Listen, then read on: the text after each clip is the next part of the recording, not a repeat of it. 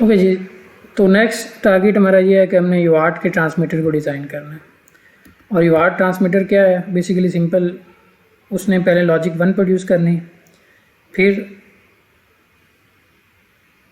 Start bit देनी है कि आइडियली ये लॉजिक 1 पे होगा TX पिन, फिर उसको 0 रखेगा, फिर D0, D1, D2 से D7 तक का डाटा ट्रांसफ़र करेगा और उसके बाद D स्टॉप बिट ट्रांसफ़र करेगा।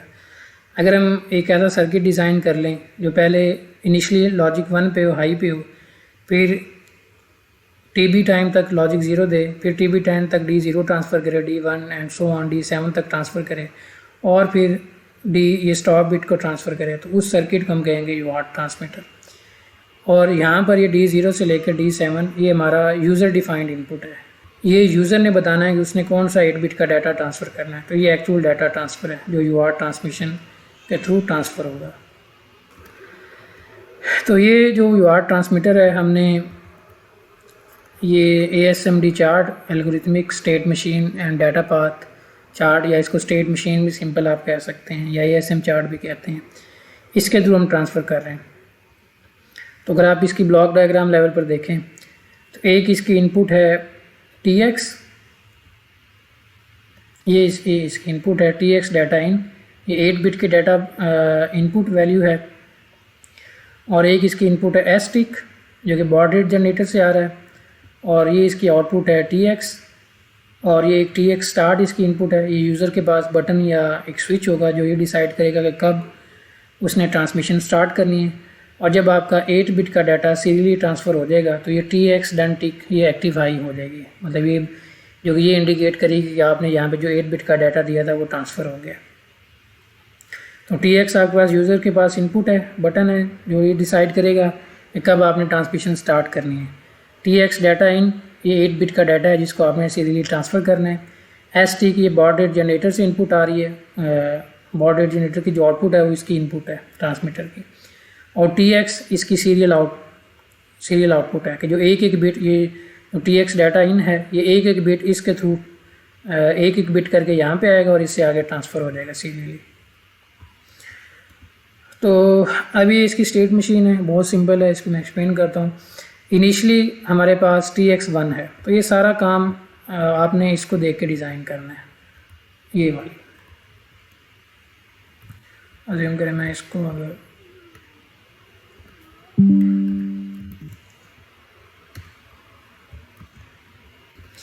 इनिशियली आपने यहाँ पे अगर आप देखें तो TX इज़ इक्वल टू हमारे पास 1 है लॉजिक जो ट्रांसमीटर की आउटपुट है। यहाँ पे जो TX की वैल्यू है वो 0 है, और यहाँ पे जो TX है वो इक्वल होना चाहिए जो डाटा आपने ट्रांसफ़र करना है उसकी LSB बिट को, ये D0 यहाँ पे है। फिर TX इक्वल होना चाहिए D1 के, फिर TS इक्वल होना चाहिए D2 के, एंड सो ऑन करते करते यहाँ पे TX इक्वल होना चाहिए DS के, और यहाँ पे जो TX है वो इक्वल होना चाहिए स्टॉप बिट के, और ये भी लॉजिक 1 है। तो हमने जस्ट इसी पैटर्न को फॉलो करते हुए स्टेट मशीन को पे डिज़ाइन उसको करना है। और दूसरी बात अगर आप यहाँ पे नोट करें तो STIC अगर मैं आपसे पूछूं तो STIC यहाँ से लेकर यहाँ तक STIC की 16 पल्सेस आएंगी, यहाँ से लेकर यहाँ तक, बेसिकली एक TB के अंदर यहाँ तक हमारे पास जो STIC है वो 16 पल्सेस आएंगी, 16 पल्सेस होंगी किसकी, STIC की। तो ये भी आपने नोट करना है क्योंकि हमारा जो बॉड रेट जनरेटर है वो 16 टाइम फास्टर है, तो वो इट मीन्स कि वो एक TB पीरियड के अंदर 16 पल्सेस देगा STIC की। अब हम आते हैं जी इधर अपने स्टेट मशीन के चार्ट की तरफ।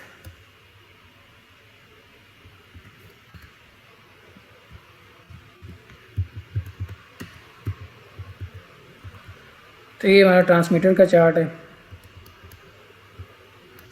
इनिशियली TX की वैल्यू 1 है, बिल्कुल ऐसे ही हमें 1 ही चाहिए था यहाँ पे, तो हमारी आइडियल स्टेट का नाम आइडियल रख दें, आइडियल 1 है। TX स्टार्ट ये यूज़र की इनपुट है, अगर स्टार्ट 1 है तो इट मीन्स ट्रू, अगर स्टार्ट 1 नहीं है इट मीन फॉल्स। जब तक यूज़र TX स्टार्ट 1 नहीं होता, इट मीन्स कि यूज़र नहीं चाह रहा कि वो सीरियल कम्युनिकेशन परफॉर्म करे, तो हम इसी स्टेट में रह रहे हैं, TX 1 ही रहेगा। जैसे ही TX स्विच 1 होगा या बटन हम इसको 1 करेंगे, ये ट्रू होगी कंडीशन, मतलब यूज़र अब अपनी कम्युनिकेशन को स्टार्ट करवाना चाह रहा है।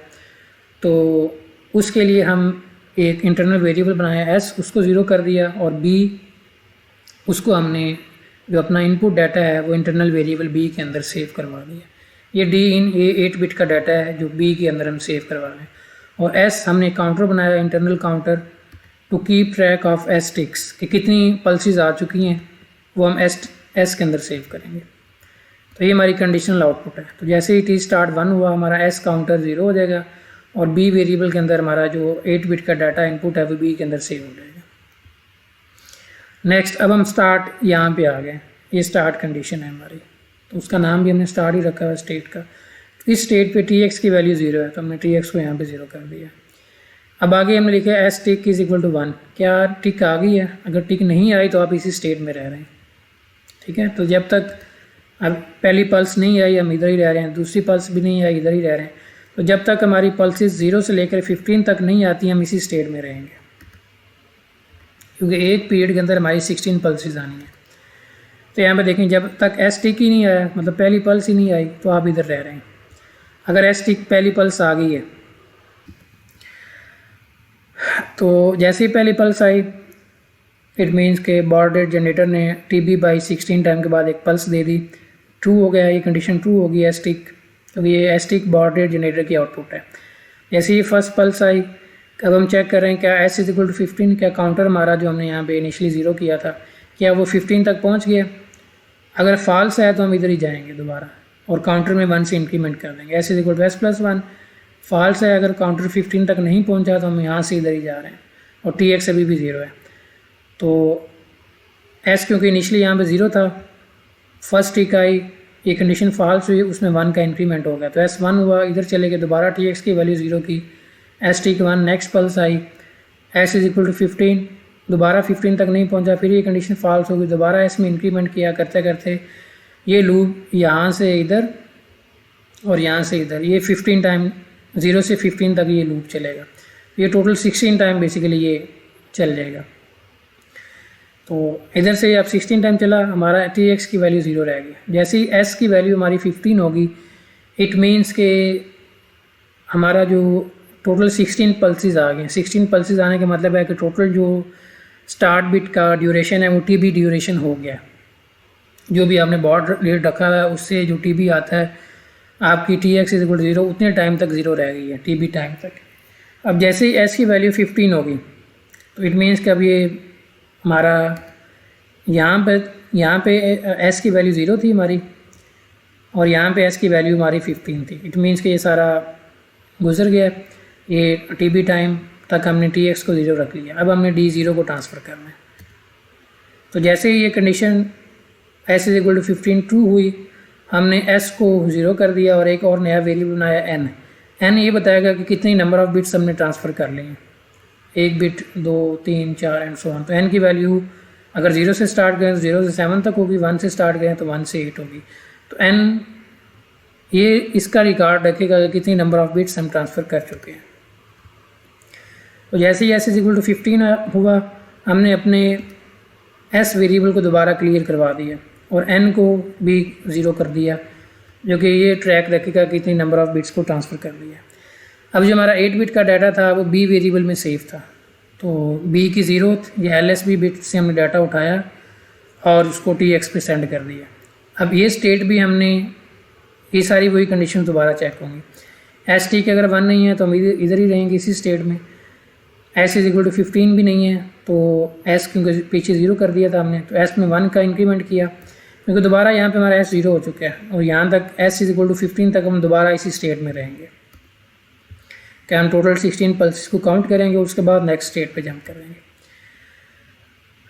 तो S इज इक्वल टू 15 नहीं आया, S में 1 का इंक्रीमेंट किया और इसी स्टेट में हम रहे कि TX के ऊपर B0 ही ट्रांसफ़र हो रहा है। तो ये भी टोटल 16 टाइम ये लूप यहाँ पे हम इसी कंडीशन में रहेंगे जब तक S टी की value S is equal to 15 तक नहीं पहुँच जाती। जैसे ही इस D0 या B0 पे S की वैल्यू 15 हुई तो हम S को दोबारा 0 कर देंगे और अपनी जो B रजिस्टर है उसको शिफ्ट राइट कर देंगे बाई 1 बिट।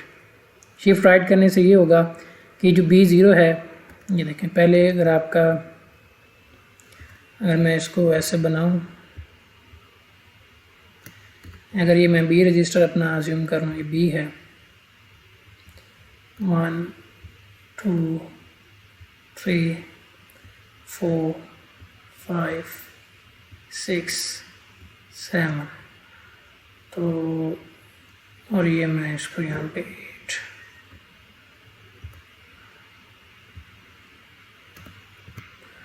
तो अज्यूम करें कि इनिशियली हमारी यहाँ पे B0 बिट होगी,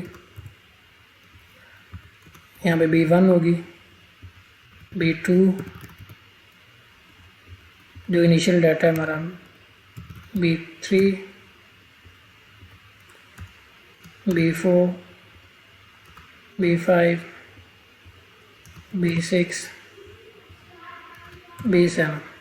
तो जब हमने इस यहाँ पर इस स्टेट पे, डाटा स्टेट पे हमने इस B0 को ट्रांसफ़र कर दिया, तो अब हम क्या कर रहे हैं, इस सारे डाटा को राइट शिफ्ट कर रहे हैं, इस तरफ शिफ्ट कर रहे हैं, इस डायरेक्शन में। तो उससे ये होगा कि ये B1 है इस जगह पे आ जाएगा, मतलब यहाँ पे हमारा B1 आ जाएगा B0 की जगह, ये B0 डिस्कार्ड हो जाएगा, यहाँ पे B2 आ जाएगा, एक एक बिट सारी शिफ्ट हो जाएंगे, यहाँ पे B3 आ जाएगा, यहाँ पे B4 B5 B6 B7, यहाँ पे 0 आ जाएगा जिससे हमें कोई फ़र्क नहीं पड़ता। अब इट मीन्स के B रजिस्टर की जो LSB बिट है वो B1 बन जाएगी। तो नेक्स्ट स्टेप हम दोबारा जब B0 या इसके 0th इंडेक्स को एक्सेस करेंगे तो हमें ये B1 मिलेगा यहाँ पे। तो यहाँ पे B को हमने राइट शिफ्ट किया और चेक किया अब N को, ये D बिट ये कांस्टेंट है, नंबर ऑफ़ बिट्स को शो करा जिसकी वैल्यू 8 है। अगर आप यहाँ पे 8 रखें तो 8 - 1 7, क्या N की वैल्यू 7 हो गई है? अगर फॉल्स है तो हम दोबारा इसी स्टेट पे जाएंगे, दोबारा B की 0th इंडेक्स पे B1 आ चुका होगा आफ्टर राइट शिफ्टिंग। अब यहाँ पे दोबारा जब हम यहाँ पे आएंगे तो अब B का जो B1 है वो यहाँ पे TX पे ट्रांसफ़र होगा, वो भी इसी तरह 15 तक रीच करेगा। फिर B को हम शिफ्ट करेंगे, इधर से B को एक दफ़ा शिफ्ट करने के बाद N की दोबारा वैल्यू चेक करेंगे, क्या N 8 - 1 7 बिट ट्रांसफ़र हो चुकी हैं। तो आफ्टर ट्रांसमिटिंग एवरी बिट हम N को 1 से इंक्रीमेंट कर रहे हैं, N से इंक्रीमेंट करते करते यहाँ पे पहुँच गए। और जब हम पहुँच गए N = 8 - 1 7, जब N की वैल्यू 7 होगी इट मीन्स के हम 7 बिट्स ऑफ B या 8, क्योंकि 0 से 7 तक जा रहे हैं, हम 8 बिट्स ऑफ B को ट्रांसफ़र सीरियली कर चुके हैं। तो अब जब ये कंडीशन 2 होगी तो हम यहाँ से स्टॉप कंडीशन में आ जाएंगे या दोबारा आइडल स्टेट में आएंगे, तो हम यहाँ पे दोबारा बेसिकली अब इस कंडीशन में आ गए।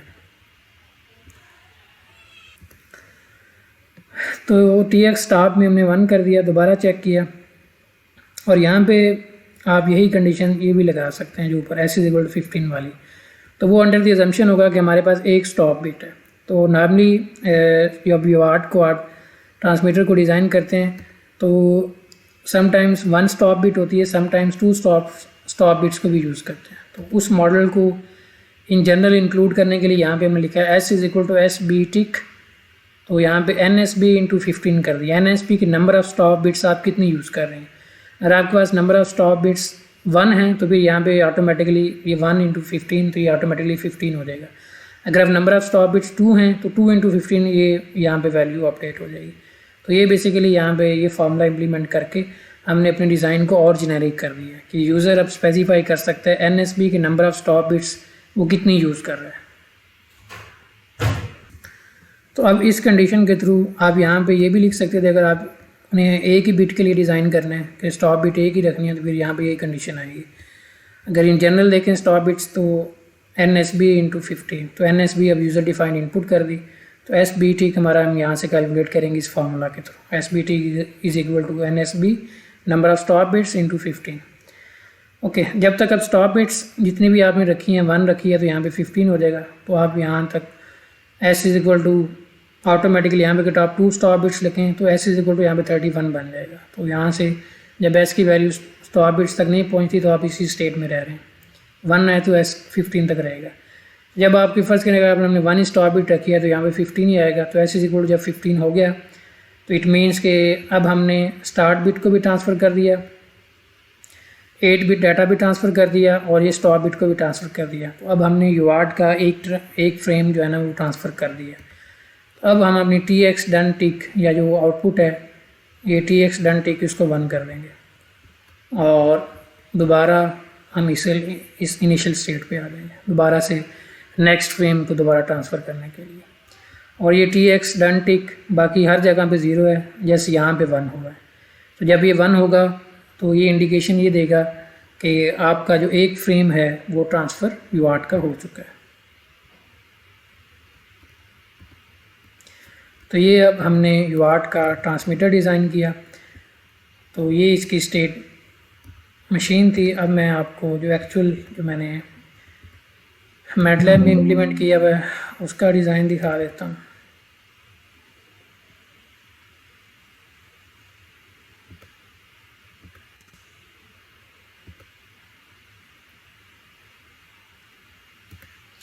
ये हमारा यूआर्ट का ये हमारा बॉड रेट जनरेटर है। देखें उसकी आउटपुट को मैंने एस टिक कहा हुआ है और ये यूआर्ट ट्रांसमीटर के इनपुट पे जा रहा है।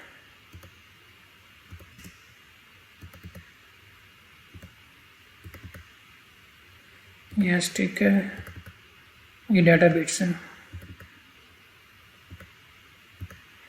8 हमारी डाटा बिट्स रखी हुई है। तो हमारी 8 डाटा बिट्स हैं। ये भी यूज़र डिफाइंड इनपुट है। टी एक्स स्टार भी यूज़र डिफाइंड है। ये डाटा बिट्स यहाँ और ये एक्चुअल डाटा जो आप ट्रांसमिट करना चाह रहे हैं वो डाटा इनपुट है। और एस टी की यहाँ बॉड रेट जनरेटर से आ रहा है और ये बॉड रेट का जनरेटर का वही डिज़ाइन है जो हम पहले देख चुके हैं। ओके, और ये हमारा स्टेट मशीन है यूआर्ट ट्रांसमीटर की और ये एग्जैक्टली इस स्टेट मशीन के अकॉर्डिंग है। तो आप देखें ये A0 को डिफ़ाइन किया, फिर A1 को डिफ़ाइन किया, टी एक्स डन इनिशली 0 रख दिया, टी एक्स की value initial value reset value वो भी 1 है, n को भी n0 से डिक्लेयर कर दिया, s को s0 से डिक्लेयर कर दिया। ये सारे कॉन्स्टेंट्स हैं ये यहाँ पर डिफ़ाइन किए हुए हैं। ये देखें ये n0 0 value, 3 bit 0 value, s0 5 bit ली है 0 इनिशियल वैल्यू, A0 चार्ट पे डिफ़ाइन की हुई है इस तरह S15 15 वैल्यू। ये सारे कॉन्स्टेंट्स यहाँ पे डिफ़ाइन किए हुए, इसकी ज़रूरत नहीं है। ये NSB यूज़र डिफाइंड इनपुट है, नंबर ऑफ स्टॉप बिट्स, ये सारी चीज़ें डिफाइंड है। तो अब आप ये देखें आइडियल स्टेट है, उसमें टी एक्स को हमने 1 रखा हुआ है, टी एक्स डन को हमने 0 रखा हुआ है। ये यहाँ पे एंट्री और ये स्टेट मशीन के दो चीज़ें, एंट्री कंडीशन होती है, एक ड्यूरिंग कंडीशन होती है। एंट्री कंडीशन पहले एग्जीक्यूट होती है, 1 क्लॉक साइकिल तक ये एंट्री कंडीशन एग्जीक्यूट होती है। फिर आफ्टर 1 क्लॉक साइकिल ड्यूरिंग में जो आपने कंडीशन लिखी, ये कीवर्ड है ड्यूरिंग और एंट्री कीवर्ड है। तो ड्यूरिंग के अंदर जो आपने कंडीशन लिखी होती है वो after the execution of entry condition वो कंडीशन एग्जीक्यूट होती है। इस तरह एक एग्जिट भी होती है, एग्जिट कमांड आप यहाँ पे इस तरह भी लिख सकते हैं, एग्जिट फर्स्ट करें T X is equal to मैं ये 0 कर दूँ। तो अगर मैं इस तरह लिखता हूँ तो इट मीन स्टेट मशीन के अंदर मैटलैब के ऊपर स्टेट फ्लो में हर स्टेट के अंदर 3 कंडीशंस आ सकती हैं, एंट्री, ड्यूरिंग और एग्जिट। एंट्री जैसे ही आप इस स्टेट में एंटर होंगे ये कंडीशन एंट्री वाली एग्जीक्यूट हो जाएगी। ड्यूरिंग का मतलब होता है कि 1 क्लॉक साइकिल में एंट्री कंडीशन एग्जीक्यूट होगी, उसके नेक्स्ट क्लॉक साइकिल या दूसरे क्लॉक साइकिल पे ये ड्यूरिंग वाली कंडीशन एग्जीक्यूट होगी। और आप जितनी देर तक आप इस स्टेट में रहेंगे तो ये कंडीशन एग्जीक्यूट होती रहेगी ड्यूरिंग वाली। अगर आप 10 क्लॉक साइकिल तक इस स्टेट में रह रहे हैं तो इट मीन्स के फर्स्ट क्लॉक साइकिल पे एंट्री वाली कंडीशन रन होगी, बाकी 9 क्लॉक साइकिल पे ये ड्यूरिंग वाली कंडीशन रन होगी। और जब आप इस स्टेट से एग्जिट करने लगेंगे तो जैसे ही एग्जिट करेंगे तो ये वाली कंडीशन रन होगी। तो ये आपको एंट्री, ड्यूरिंग और एग्जिट का पता होना चाहिए। तो ड्यूरिंग एग्जिट वाला हमारा इस केस में यूज़ नहीं होगा। तो ये ओके। तो अब जैसे ही हम ये हमारी रीसेट स्टेट है, जैसे ही हम आइडियल स्टेट में हुए तो तो एंट्री करते हुए ही मैंने टी एक्स की वैल्यू ही 1 कर दी कि हम यहाँ पे बेसिकली ये वाले टी एक्स 1 कर दिया। उसके बाद हम टी एक्स स्टार्ट, अब यहाँ पे एक हम इस स्टेट से कब निकलेंगे, जब टी एक्स स्टार्ट इज़ 1 होगा और एस को 0 कर देंगे और बी को डी इन कर देंगे। यहाँ पे देखें, जब T X is equal to 1 तो आप एस को एस 0 कर दें और बी को डी इन के इक्वल रख दें। और एफ आई ऑब्जेक्ट ये डी इन को 8 बिट में मेक श्योर कर रहे हैं कि डी एन 8 बिट में कन्वर्ट हो बी के अंदर। तो डी एन की जो भी इनपुट वैल्यू होगी वो 8 बिट में कन्वर्ट होगी और बी के अंदर सेव हो जाएगी। और जब तक टी एक्स 0 रहेगा, क्योंकि ये एज आइडियल से स्टार्ट में जंप लगेगा जब ये कंडीशन ट्रू होगी, और जब तक ये कंडीशन फॉल्स है हम इसी स्टेट में रह रहे हैं, तो हमें ये वाली कंडीशन मेंशन करने की ज़रूरत ही नहीं है, क्योंकि जब ये कंडीशन ट्रू होगी तो आप आइडियल से स्टार्ट पे जंप करेंगे, जब तक ये फॉल्स है हम इधर ही रह रहे हैं। तो आप ये ऑप्शनल थी, ये आप यहाँ पे इस तरह लूप बना के इधर लिख भी सकते हैं, नहीं भी लिखते हैं तो इसके अंदर ऑटोमेटिकली ये कंडीशन आ गई। ओके, तो अब जब हमने स्टार्ट के अंदर चले गए तो हमने टी एक्स को 0 करना है। देखें टी एक्स को हमने 0 कर दिया और दोबारा यहाँ पर क्योंकि अब हमने एस को इंक्रीमेंट करना है, ये लिखा हुआ है जी S is equal to S plus A 1। Yes, अब आप इसका सिंपल मीनिंग ये है कि S is equal to S plus 1। S tick is equal to A 1 जब तक आपका एस टिक 1 है और S is not equal to S 15। तो ये वाली condition S is equal to 15 fault, it mean कि S is not equal to 15, S tick 1 है और S is not equal to 15, तो आप एस में 1 का इंक्रीमेंट करें। तो ये कंडीशन यहाँ पे इम्प्लीमेंट है। S is equal to 1, S tick is equal to 1 और S is not equal to 15, तो एस में 1 का इंक्रीमेंट कर दें और इसी स्टेट में रहें। ये देखें यहाँ से इधर आ रहे हैं, एस नॉट 15 है तो हम इसी स्टेट में जा रहे हैं। और जब एस की वैल्यू 15 हो जाए और एस टिक 1 हो, एस टिक 1 हो और एस की वैल्यू 15 हो, तो अब आप क्या करें, एस को 0 कर दें और एन को 0 कर दें। एस को 0 कर दिया, एन को 0 कर दिया। अगर ये बिट गेट की कमांड है, B1 का मतलब है कि बी की फर्स्ट इंडेक्स पे मैटलैब में, क्योंकि इंडेक्सिंग 1 से स्टार्ट होती है तो एक्चुअली ये B0 बिट बी रजिस्टर की जो 0th इंडेक्स पे बिट है उसको इस तरह लिखेंगे bit gate B is equal B1। तो बी की जो LSB है उसको हासिल करें, बिट गेट बी रजिस्टर की LSB बिट को गेट करें और उसको TX में सेंड कर दें। TX हमारी आउटपुट है, तो ये कर रहे हैं। बी की फर्स्ट बिट यहाँ पे 0 लिखा हुआ है, एक्चुअली मैटलैब में बिट गेट 1 के साथ ही आएगी, इसको हमने इधर ट्रांसफ़र कर दिया। आगे ये सिंपल कंडीशन हैं। एस टिक 1 है और एस इज इक्वल नॉट 15, तो आप एस की वैल्यू में 1 से इंक्रीमेंट कर दें। तो ये है एस टिक 1 है और एस नॉट 15 है तो आप एस में इंक्रीमेंट करते जाएं। ये कंडीशन आ गई इधर। उसके बाद सेकंड कंडीशन है एस 1 हो जाता है, एस टिक 1 है और एस इज इक्वल टू 15 हो जाता है और एन की value D bit minus A1 के इक्वल नहीं है। मतलब अभी तक एन हमारी ये है, N is equal not equal to N bit minus 1, तो हम N is equal to N plus 1 कर देंगे। तो यहाँ पे वो लिखा है N is equal to N plus 1, S is equal to S0 और ये कमांड है shift right B by 1 bit SRL B by 1। तो ये बी को 1 से शिफ्ट कर देंगे और जब तक हमारी अब ये condition N is not equal to D B bit minus 1 रहेगी, हम इसी स्टेट में रहेंगे। बिट्स बी को राइट शिफ्ट करते रहेंगे और इसकी फर्स्ट इंडेक्स पे जो बिट है उसको TX पे ट्रांसफ़र करते रहेंगे। ओके, जब n की वैल्यू आ जाएगी यहाँ पे भी बाकी सारी कंडीशन वही है। जब n is equal to D bit minus A1, जब n हमारा इसके इक्वल हो गया तो अब दोबारा n is equal to N0, ये वाली बेसिकली कंडीशन। जब n is equal to D bit minus हमने 1 कर दिया तो अब आप बेशक n को यहाँ पर मैंने उसको क्लियर करवा दिया क्योंकि अब हमें उसकी ज़रूरत नहीं है। और s इक्वल टू S0 कर दिया, मतलब स्टॉप स्टेट में जाने से पहले n को भी क्लियर करवा दिया, s को भी क्लियर करवा दिया और b को हमने दोबारा राइट शिफ्ट कर दिया। ये भी वैसे ऑप्शनल है। अब आप यहाँ पे इस बी को राइट शिफ्ट कर लें या ना कर लें, क्योंकि हमारा 8 बिट का डाटा ट्रांसफ़र हो चुका है। तो अब आप ये कंडीशन यूज़ करें या ना करें, क्योंकि हमारा 8 बिट का डाटा ट्रांसफ़र हो चुका है। जब 8 बिट का डाटा ट्रांसफ़र हो चुका है, तब हम डाटा स्टेट से स्टॉप स्टेट पे जा रहे हैं, तब आपको बी शिफ्ट कर लें या ना करें, क्योंकि अब बी में हमारा कोई भी रिक्वायर्ड डाटा नहीं है। ओके जी, तो जब ये कंडीशन ट्रू हुई तो हम यहाँ से स्टॉप कंडीशन में आ गए। स्टॉप में आके हमने T x equal to A1 कर दिया।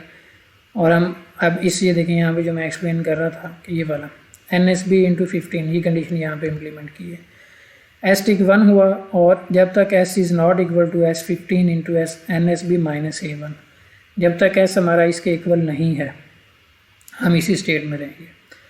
और जब हमारा ये इसके इक्वल आ जाएगा, जब तक हमारा S इसके इक्वल नहीं है, हम S में S+1 करते रहेंगे, इंक्रीमेंट करते रहेंगे।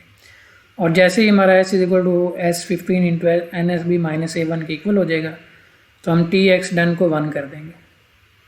अब देखिए यहाँ पर ये कंडीशनल आउटपुट है। TX डन को जब आप स्टॉप स्टेट से आइडियल स्टेट में आ रहे हैं तो हम TX डन टिक को 1 कर रहे हैं। तो और यहाँ पे NT पे भी मैंने इसको 1 रखा हुआ है। जब TX डन टिक 1 है तो इसको एंट्री पे मैंने ज़ीरो नहीं किया, क्योंकि अगर मैं ये डन टिक को इधर एंट्री पे ज़ीरो कर देता तो ये जैसे ही यहाँ से इधर एंटर होता यहाँ पे ये TX डन ज़ीरो हो जाता। तो हमारी जो A1 पल्स है, TX डन टिक पे जो 1 पल्स आनी थी वो फ़ौरन ज़ीरो आ जाती और वो आती ही नहीं। आपने फ़ौरन से 1 किया और साथ ही एंटर हो गए, तो वो आप कह लें कि जब आप किसी स्टेट में एंटर होते हैं या किसी दूसरी स्टेट से एग्ज़िट हो रहे हैं, तो जो उस स्टेट की एग्ज़िट कंडीशन है और इसकी एंट्री कंडीशन वो at the same time run होती हैं। ये स्टॉप स्टेट की ये एग्ज़िट कंडीशन है, TX done tick is equal to 1। और अगर मैं आइडियल स्टेट में एंट्री में ये लिख देता TX done tick is equal to A0, तो ये दोनों, क्योंकि ये बाद में लिखी हुई पहले लिखी ये TX done tick A is equal to 1, पहले ये एग्जीक्यूट होती है उसके बाद ये एग्जीक्यूट होती TX done tick is equal to 0। तो ये वाली जो सेकंड वाली है, अगर ये एंट्री में लिखी होती तो ये इसको ओवरराइड कर देती और हमारा TX डन टिक वो 0 ही रहता।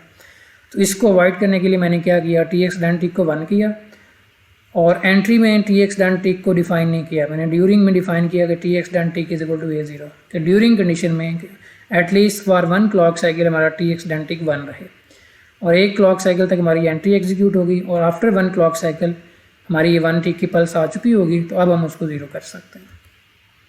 तो ये लॉजिक थी यहाँ पे एंट्री और ड्यूरिंग कंडीशन की। जब आप एक स्टेट से निकलते हैं, एग्जिट करते हैं, दूसरी स्टेट में एंटर होते हैं, तो ये पहली स्टेट की एग्जिट कंडीशन है और नेक्स्ट स्टेट की एंट्री कंडीशन, ये दोनों eight the same time run होती हैं। तो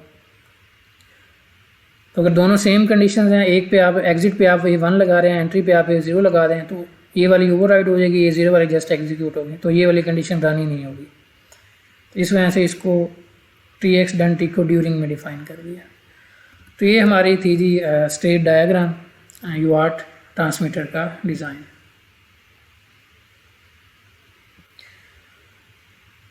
ओके जी, अब नेक्स्ट हमारा टारगेट है UART रिसीवर के डिज़ाइन को देखना और फिर इन दोनों को कंबाइन सिमुलेट करना।